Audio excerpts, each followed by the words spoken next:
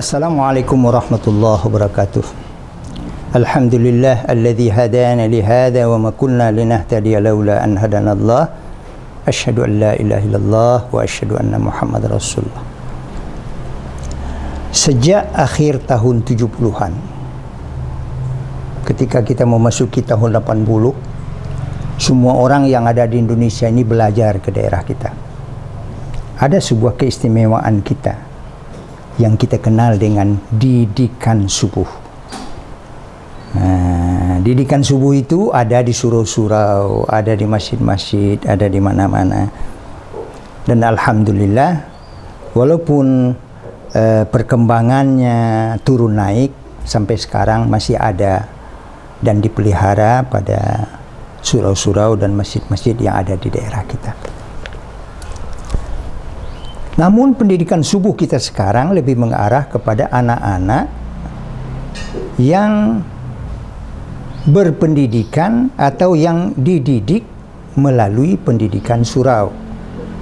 Apakah dia di TPA, di MDTA, atau di sekolah-sekolah yang dikelola oleh masjid dan musala itu.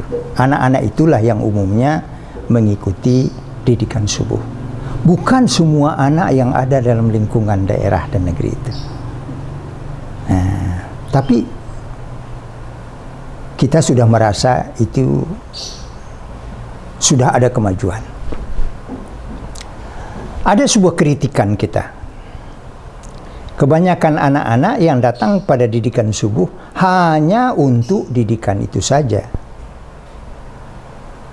Tidak banyak masjid dan musala yang memulai anak-anak itu atau mewajibkan kepada anak-anak yang mengikuti didikan subuh itu untuk salat berjamaah bersama-sama di waktu jamaah subuh.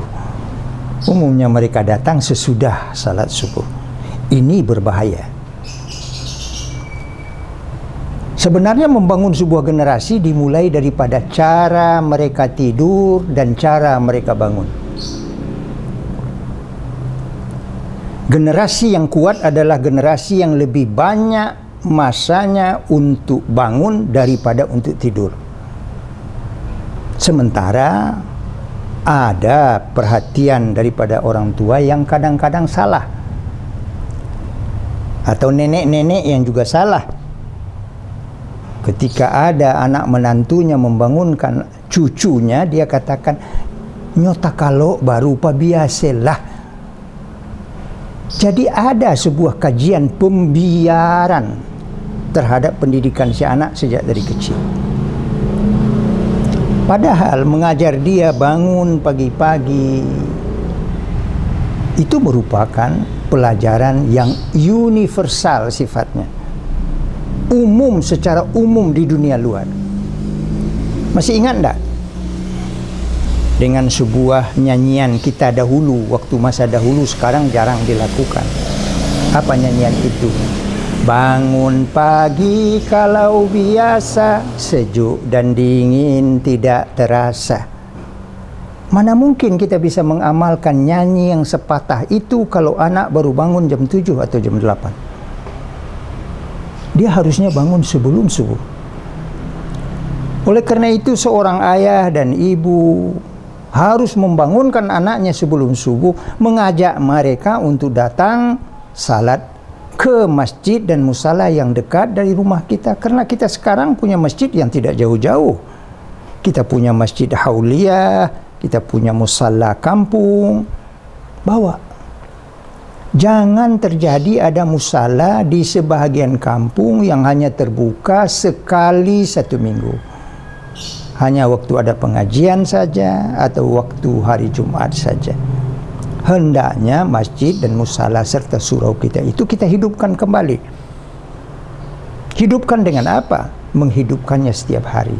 Ada pelajaran utama yang bisa kita tumbuhkan dari generasi kita, yaitu anak-anak kita hidupkan kembali didikan subuh. Didikan subuh bukan hanya sekedar ilmu yang diberikan kepada mereka atau praktek daripada pelajaran yang diterima mereka di MDTA, di TPA, tetapi memulai daripada praktek salat. Pertanyaan sederhana, Adakah pengurus masjid sekarang ini menyiapkan kue yang tidak mahal, harganya mungkin sekitar 2.000 satu kotak, terdiri daripada pisang satu, lape cie dibungkus, kemudian diberikan kepada anak-anak ketika mereka telah selesai melaksanakan didikan subuh. Mungkin jumlahnya 150 orang anak-anak kita. Tetapi ketika kita berikan kepada mereka satu bungkus dengan harga 2.000, baru 300.000, tidak susah mencari uang itu. Panggil orang-orang yang agnia yang ada di keliling kita. Apa yang lahir setelah itu? Yang lahir setelah itu adalah keinginan anak-anak berada di masjid.